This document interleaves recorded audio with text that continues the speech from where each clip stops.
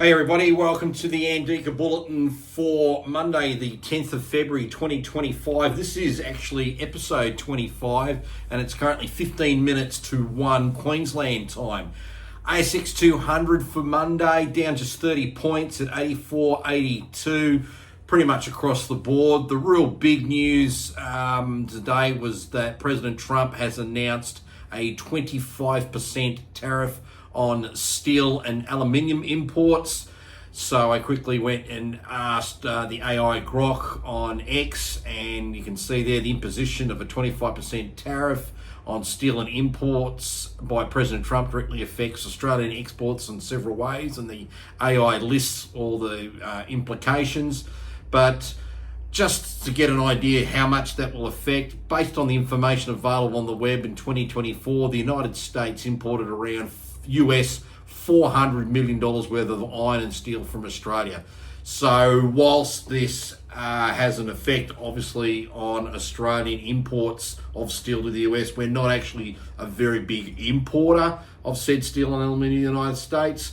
So it's probably more of a shot across the bow, particularly into China and other Asian countries as well. Now let's just go and look at some of the key indicators just to see where we're at for Monday. And let's start off here with Bitcoin in Aussie dollars, $153,502 a coin. Let's now have a look also at Ethereum. Now this is a crypto that has really underperformed over the last year. This is the chart, and you can see we're currently in US dollar terms $2,590, and you can see we're in a zone very similar to where we were from about August 2024 all the way through to November 2024. So we're in this sort of coming to this sort of zone here. It just might be a case where this might be worth looking at as a bit of a trade. Why do I say that?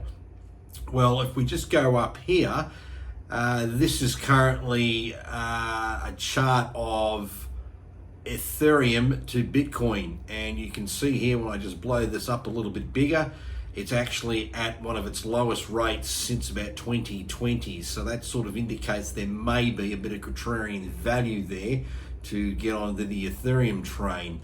Furthermore, let's also go, they put the ad up, let's get out of that. Yeah, we're going to leave that page and we'll go back in. This is one of the cool websites I like to go to, but I'm not paying big money for it. Now let's go here to gold. Now gold's really interesting as well. This here is the gold chart, and again $28.99 US dollars. You can see it's just been on an absolute tear, really running up quite well. So the trend's still very strong in the gold price, and the Aussie dollar at the moment it's trading around 62.56 US dollars.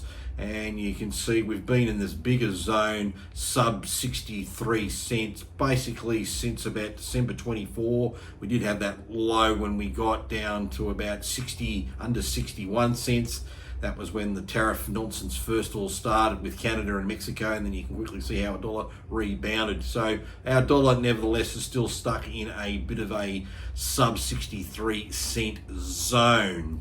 That's pretty much it. There's really not much more to really go. We are in reporting month. There's a lot of companies on the ASX that report over the next 2 weeks. Some of them I will talk about in respect to doing, say, a buy right on them, particularly companies like Woodside, BHP and Fortescue. So there's something to look out for, because this is another thing we always want to get around and show people is how one can make some money in the marketplace. So it's a pretty quick wrap yet again.